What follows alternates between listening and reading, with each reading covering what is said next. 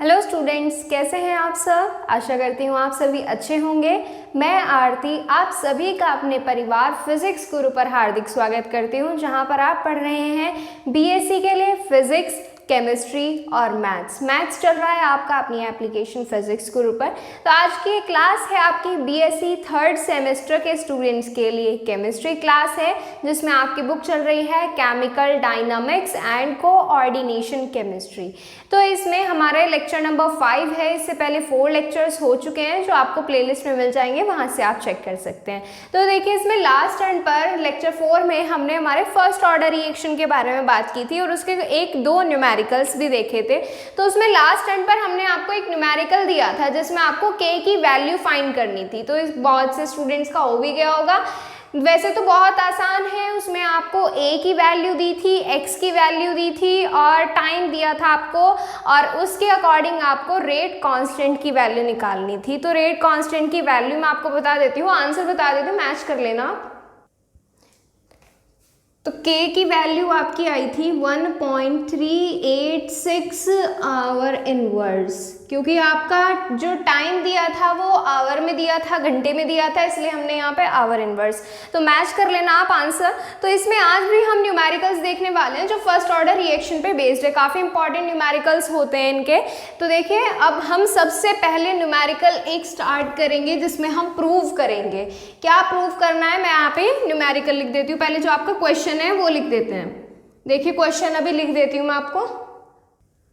देखिए, यहाँ पे हमने न्यूमेरिकल लिखा है। ये जो क्वेश्चन है आपका, इसमें कहा गया है prove that the time required for 90% completion of a first order reaction will be nearly 3.3 into T half. मतलब क्या है, इसमें ये कहा गया है कि 90% रिएक्शन को कंप्लीट होने में, कौन सी, वो भी फर्स्ट ऑर्डर की रिएक्शन को कंप्लीट होने में जो टाइम लगता है वो टी हाफ का, यानी कि हाफ टाइम का 3.3 टाइम्स होता है। ये चीज़ हमें प्रूफ करनी है इसमें। अब प्रूफ कैसे करेंगे, यानी कि हमें ये कहा गया है बेसिकली कि आपको इसमें टी की वैल्यू निकालनी है जो आपके इक्वल आनी चाहिए, किसके, 3.3 इंटू टी हाफ के।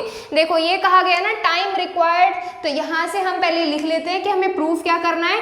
T is equal to 3.3 into T half, ये चीज़ हमें प्रूफ करनी है। अब प्रूफ कैसे करेंगे हम, हमें बाकी के सारे हमारे वैल्यूज़ पता होनी चाहिए जिसकी वजह से हम टी की वैल्यू फाइंड कर पाएंगे। अब देखो, हमें वैल्यूज़ किस किस की पता है। अभी हमें ये तो बता दिया कि टी इज इक्वल टू ये प्रूफ करना है, लेकिन कैसे प्रूफ करेंगे। अब यहाँ पर हाफ टाइम भी आ रहा है, तो हाफ टाइम और के लिए हमें पहले यहाँ पर फॉर्मूला बताना होगा। अब आपको पता होगा, इसमें मैंने लास्ट टर्न पर कराया था, जो फर्स्ट ऑर्डर रिएक्शन का हाफ लाइफ टाइम होता है वो किसके इक्वल होता था, T half is equal to 0.693 upon K, इसके इक्वल होता था। अब हमें टी हाफ की वैल्यू तो निकालनी नहीं है, हमें वैल्यू निकालनी किसकी है, असल में हमें इस टी की वैल्यू निकालनी है, हमें ये चीज़ प्रूफ करनी है। ठीक है, अब हम क्या करेंगे, हम यहाँ से फॉर्मूला जानते हैं। कौन सा formula, T is equal to 2.303 upon K log base 10 a upon a minus X, a upon a minus X, हम ये जानते हैं। अब देखो, जो फॉर्मूला हमारा निकल कर आया था, जो हमने लास्ट टर्न पर निकाला था, वो इस तरह से निकला था, लेकिन हमें क्या चाहिए, हमें t की वैल्यू निकालनी है। तो हम t इधर ले आएंगे और k आपका इधर ले आएंगे, कोई दिक्कत नहीं होनी चाहिए। अब हम क्या करेंगे, हम a की वैल्यू रखेंगे, x की वैल्यू रखेंगे, इस वाले k की वैल्यू रखेंगे, तब इस वाले t की वैल्यू निकालेंगे। आ जाओ अब हमारे क्वेश्चन की तरफ। क्वेश्चन हमारा क्या कहता है, देखो, prove that time required for the 90% completion of a first order reaction. मतलब ये कहा गया है कि कोई भी रिएक्शन 90% कंप्लीट हो रही है। कितनी परसेंट कंप्लीट हो रही है, 90%। तो यहाँ से हमारा x कितना आ गया 90 आ गया, x कितना आ गया 90 आ गया यहाँ पर हमारा x। अब देखो a की वैल्यू कितनी होगी, a की वैल्यू अगर ना दी हो, देखो अगर आपका 90% कहा गया है तो कोई भी रिएक्शन कितनी परसेंट तक कंप्लीट हो सकती, 100% मैक्सिमम होता है 100%। तो इनिशियल वैल्यू क्या होगी इसकी, इनिशियल वैल्यू a की वैल्यू आ जाएगी आपकी यहाँ से 10, क्या आ जाएगी a की वैल्यू 10 आ जाएगी। क्लियर है, a की वैल्यू आ गई, x की वैल्यू आ गई, इनकी आ गई। k की वैल्यू निकालेंगे, अभी आपको बताया, क्या बताया, k is equal to 0.693 upon t half, ये बताया ना अभी आपको।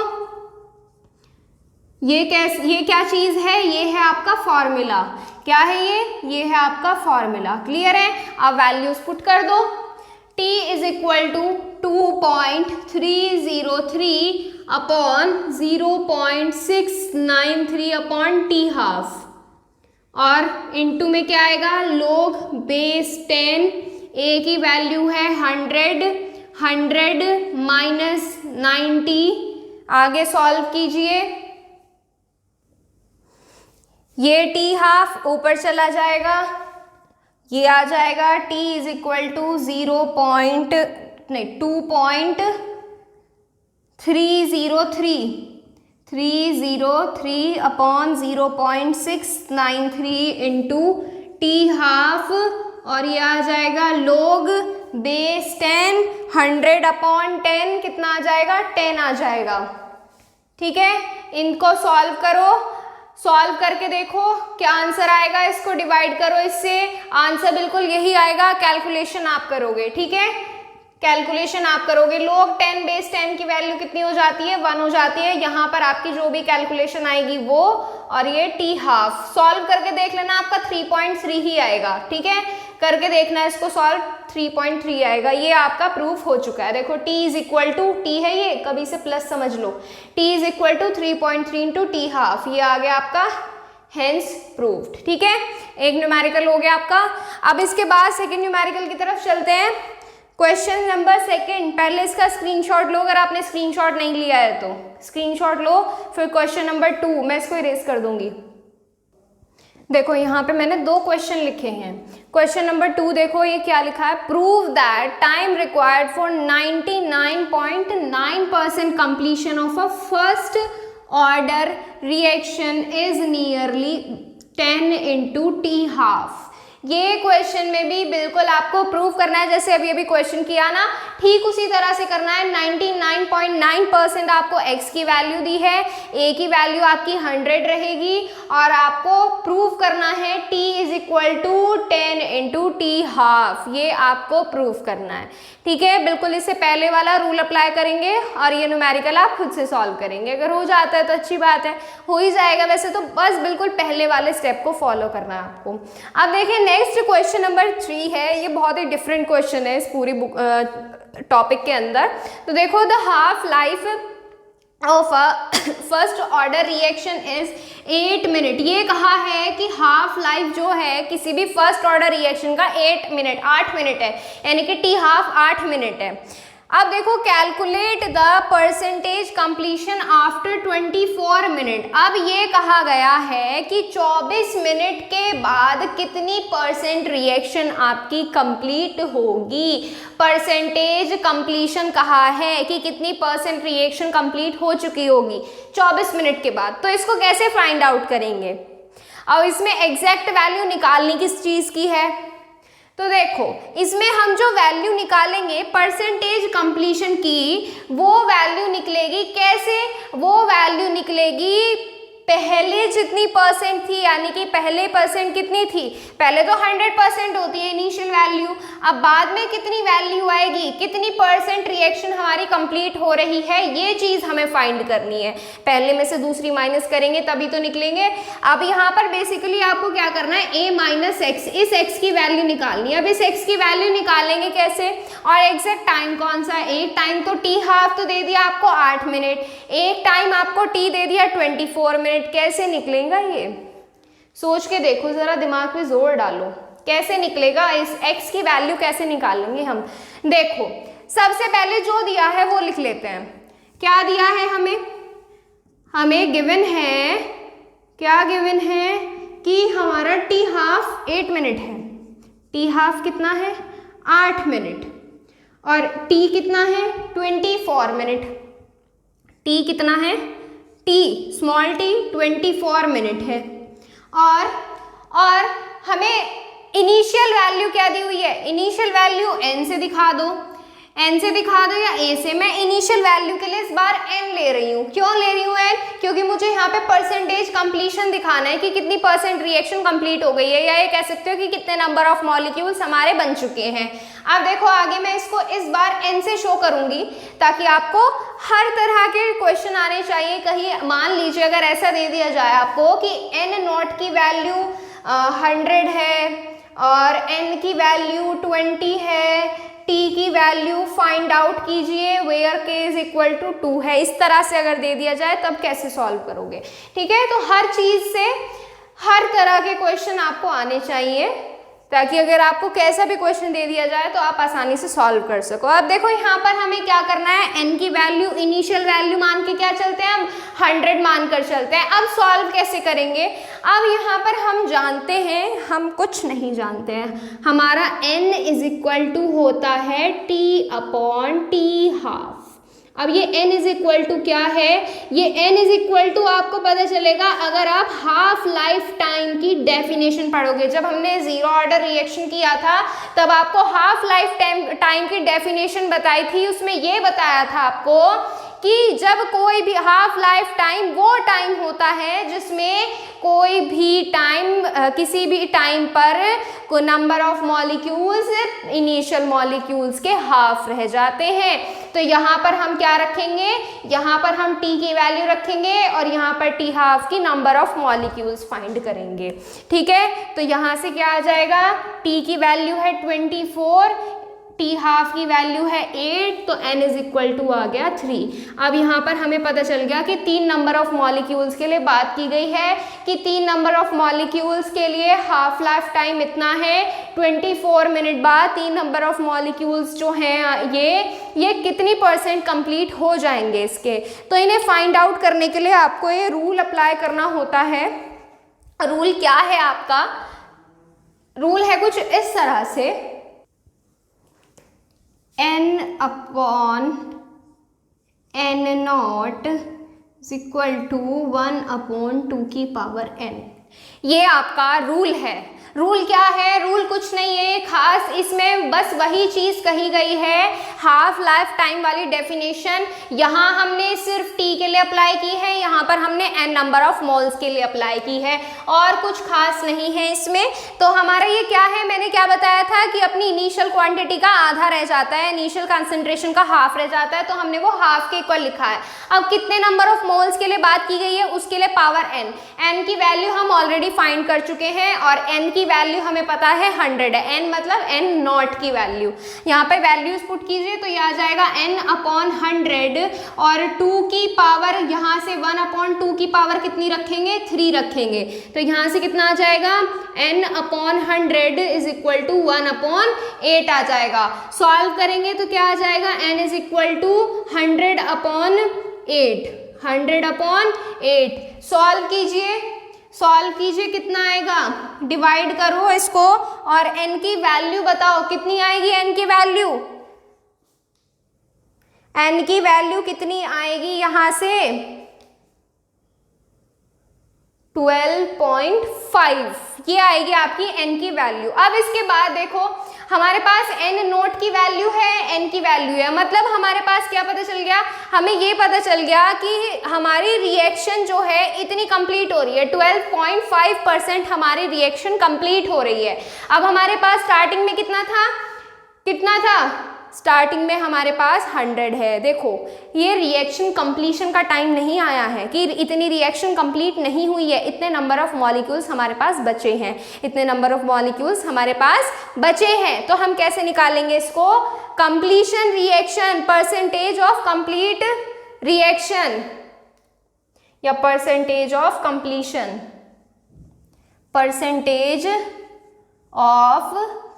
कंप्लीशन, ये इक्वल आ जाएगा इसके n नॉट माइनस n, तो यानी कि 100 माइनस 12.5 कितना आ जाएगा 87.5, कितना आएगा 87.5। यानी कि ये देखो अगर कोई भी रिएक्शन के 3 मॉलिक्यूल्स हैं, 3 मॉलिक्यूल रिएक्शन को हमारे हाफ लाइफ टाइम दिया है 8 मिनट, तो 24 मिनट बाद हमारी कितनी परसेंट कंप्लीट होगी रिएक्शन? हमारी 24 मिनट के बाद 87.5% रिएक्शन कंप्लीट हो जाएगी। क्लियर है? समझ में आ गया? दोबारा से देख लो, दोबारा देखो, कैलकुलेशन कहीं मिस्टेक नहीं होनी चाहिए। The half life time of a first order reaction 8 minute है कि किसी भी फर्स्ट ऑर्डर रिएक्शन का अर्धायुकाल, जिसको हाफ लाइफ टाइम अर्धायुकाल बोलते हैं, 8 मिनट है। Calculate the percentage completion after 24 minute, कि 24 मिनट के बाद कितनी परसेंट रिएक्शन कंप्लीट हो चुकी होगी, ये बताना है हमें। तो सबसे पहले जो गिवन है वो लिखेंगे, टी हाफ की वैल्यू 8 मिनट है, टी की वैल्यू हमारे पास 24 मिनट है। तो अब देखिए इनिशियल मोल्स लेंगे, इनिशियल मोल्स कितना होता है 100 होता है। हम हाफ लाइफ टाइम जानते हैं, हाफ लाइफ टाइम की डेफिनेशन क्या थी कि हाफ लाइफ टाइम वो टाइम है जिसमें कोई भी रिएक्शन अपने इनिशियल मॉलिक्यूल का हाफ रह जाती है, इनिशियल वैल्यू या इनिशियल कंसंट्रेशन की आधी रह जाती है। तो ये किसके इक्वल होगा? T is equal to T half के इक्वल होगा। कि देखो ये हमारा T है, कोई भी टाइम है, और इसको हम किससे डिवाइड कर रहे हैं? हाफ लाइफ टाइम से डिवाइड कर रहे हैं। ठीक है, यहाँ से हमारी n की वैल्यू आ जाएगी 3। n क्या है? नंबर ऑफ मॉलिक्यूल्स की कितने नंबर ऑफ मॉलिक्यूल्स पार्टिसिपेट कर रहे हैं। अब यही चीज हमने आगे देखी कि हमारे इनिशियल मॉलिक्यूल क्या रह जाते हैं?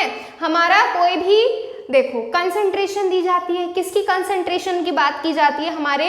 हमारे मॉलिक्यूल्स की कंसंट्रेशन की बात की जाती है कि कितनी क्वांटिटी में। अब देखो जब हाफ लाइफ टाइम की बात हुई है तो ये कितना रह जाएगा? हाफ रह जाएगा, और जितने नंबर ऑफ मॉलिक्यूल्स हैं उसके लिए पावर n की वैल्यू हम फाइंड कर चुके हैं। n नॉट जो हमारी इनिशियल वैल्यू है ये जानते हैं हमारी कितनी होती है, 100 वैल्यूज पुट करेंगे, n की वैल्यू कैपिटल N की वैल्यू आ जाएगी 12.5। अब इसके बाद हम जानते हैं परसेंटेज कंप्लीशन। परसेंटेज कंप्लीशन तो हम क्या करेंगे? इनिशियल वैल्यू में से जो हमारी खर्च हुई है, जो हमारी बची हुई है, वो हम क्या कर देंगे? माइनस कर देंगे, ये आपकी परसेंटेज कंप्लीशन आ जाएगी। ठीक है, इसी बेस पर मैं आपको एक और न्यूमेरिकल दे रही हूं, तो इसमें बस मैं क्या करूंगी, थोड़ी सी यहां से डिजिट्स चेंज कर दूंगी। जैसे पहले इसका स्क्रीनशॉट लो वरना खिचपिच हो जाएगी। स्क्रीनशॉट लो इसका। न्यूमेरिकल्स नोट भी किया करो, कभी क्वेश्चन डाल के ऐसे ही छोड़ दो, न्यूमेरिकल्स लिखा करो। इसमें जैसे यहाँ पे 8 मिनट है, इसको 6 मिनट कर लो, और यहाँ पर चलो इतना ही रहने दो, एक ही चेंज से आपको पता चल जाएगा कि आपको यहाँ पर क्या गिवन है और क्या नहीं। ठीक है, बिल्कुल फर्स्ट वाला आपको प्रोसेस जो अभी किया था ना, वही प्रोसेस आपको रिपीट करना है और क्वेश्चन करने हैं। क्लियर है? अब ये तो हो गई न्यूमेरिकल्स की बात। आप ये दोनों न्यूमेरिकल्स करके देखना, एक ये वाला और एक ये वाला हो जाएंगे वैसे तो अच्छी बात है, अगर हो जाएंगे और नहीं भी हो रहे हैं तो आप मैसेज कर दिया करो, कमेंट कर दिया करो, हम नेक्स्ट टर्न पर करा दिया करेंगे। अब देखो ये तो बात हो गई यहाँ पर कंप्लीट। अब इसके बाद में आपको एक और टॉपिक आज इसमें कराने वाली हूं जो है स्यूडो यूनिमॉलिक्यूलर रिएक्शन की डेफिनेशन। अब ये स्यूडो यूनिमॉलिक्यूलर क्या है, मैं आपको सिंपल से वर्ड्स में बता रही हूं। जिस किसी भी रिएक्शन की मॉलिक्यूलैरिटी 2 और ऑर्डर 1 आता है, वो रिएक्शन आपकी कही जाती है स्यूडो यूनिमॉलिक्यूलर रिएक्शन। बस इतनी सी है डेफिनेशन। मैं ये डेफिनेशन लिखाऊंगी आपको, पहले आप इन दोनों क्वेश्चन का स्क्रीनशॉट लीजिए अगर आपने स्क्रीनशॉट नहीं लिया तो। चलो आगे अब देखते हैं pseudo unimolecular reaction.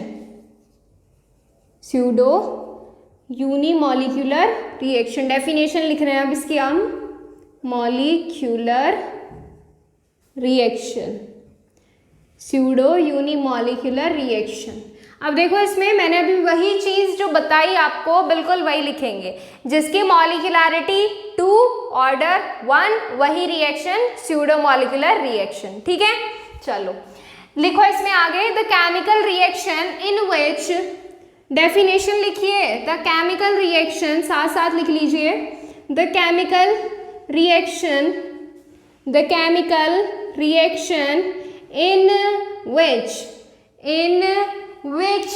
the molecularity of reaction, in which the molecularity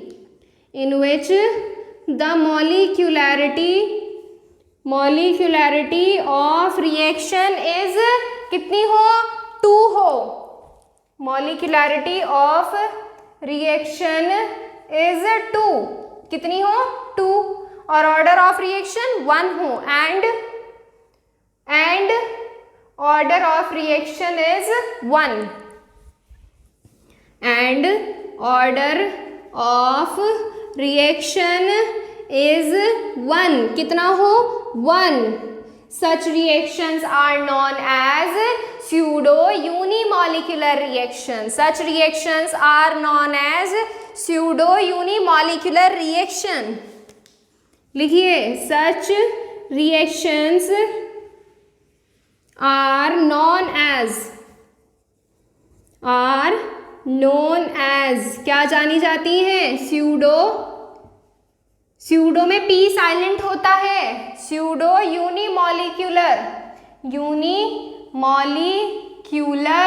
reaction. ठीक है, चलो अब एग्जाम्पल देखें एक दो एग्जाम्पल देखें. वैसे तो इसमें बहुत सारे एग्जाम्पल हम कर चुके हैं जिसकी मॉलिक्यूलरिटी 2 है और ऑर्डर 1 है. बस वही एग्जाम्पल इस पर रिपीट कर दो और कुछ नहीं है. एक तो आपका होता है, इसमें एग्जाम्पल में डाल लीजिए. अब देखो, आपको रीजन पता है कि मॉलिक्यूलरिटी 2 और ऑर्डर 1 का क्या होता है, तो मैं वो चीज़ आपको एक्सप्लेन नहीं करूँगी. यहाँ से एक्सप्लेन की हुई है वैसे तो, बस वो थ्योरी, वो लिखने वाली बात है. इतना बड़ा टॉपिक को आपको बढ़ाना है तो उसमें थोड़ी सी लैंग्वेज ऐड कर दो, बस एक चीज़ डिटेल में लिख दो. ठीक है, चलो एग्जाम्पल देखते हैं. C12H22O11, इसका करेंगे हाइड्रोलाइसिस. अब देखो, ये जो रिएक्शन होती है ना, ये ज़्यादातर रिएक्शन हाइड्रोलाइसिस वाली होती है, क्योंकि हम जानते हैं हाइड्रोलाइसिस जब हम करते हैं तो हम उनके मॉलिक्यूल्स को काउंट करते हैं मॉलिक्यूलरिटी के लिए, बट हम हाइड्रोजन मॉलिक्यूल को हम नेग्लेक्ट कर देते हैं जब हम ऑर्डर ऑफ रिएक्शन की बात करते हैं. ठीक है, तो ये जो रिएक्शन होती है इन्वर्टेज एंजाइम की प्रेजेंस में होती है.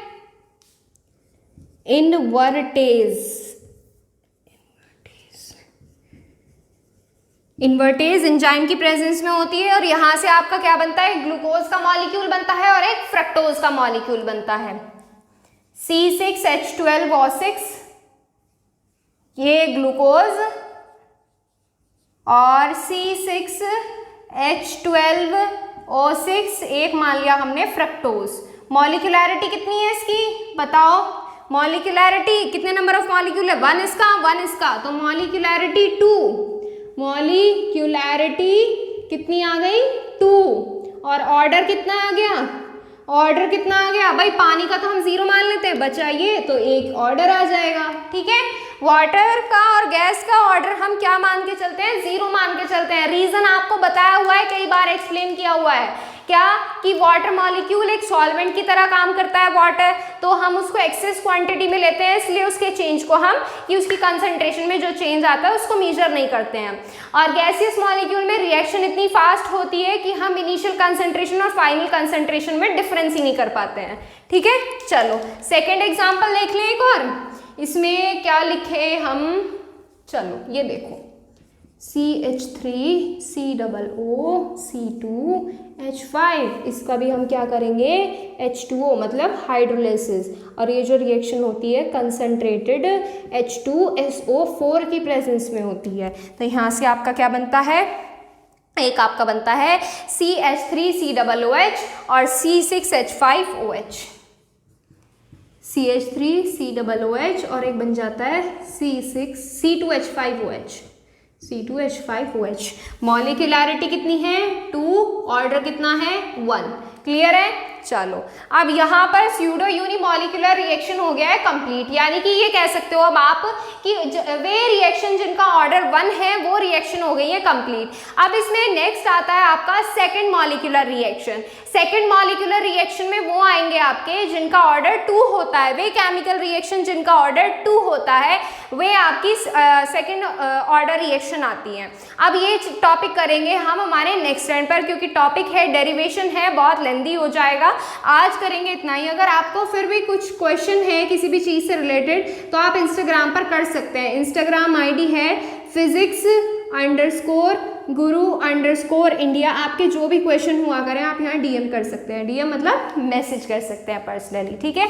चलिए, और टेलीग्राम चैनल ज्वाइन करने के लिए प्ले स्टोर से टेलीग्राम इंस्टॉल कीजिए, उस पर आईडी बनाना अपनी, फिर उसके बाद सर्च बार का एक छोटा सा बटन होगा ऊपर, इस तरह से होता है वो, तो उसको सर्च बार पर क्लिक करना, उसमें टाइप करना फिजिक्स गुरु इंडिया, सर्च करना, चैनल मिलेगा आपको और आप वहाँ पर ज्वाइन हो सकते हैं, ठीक है।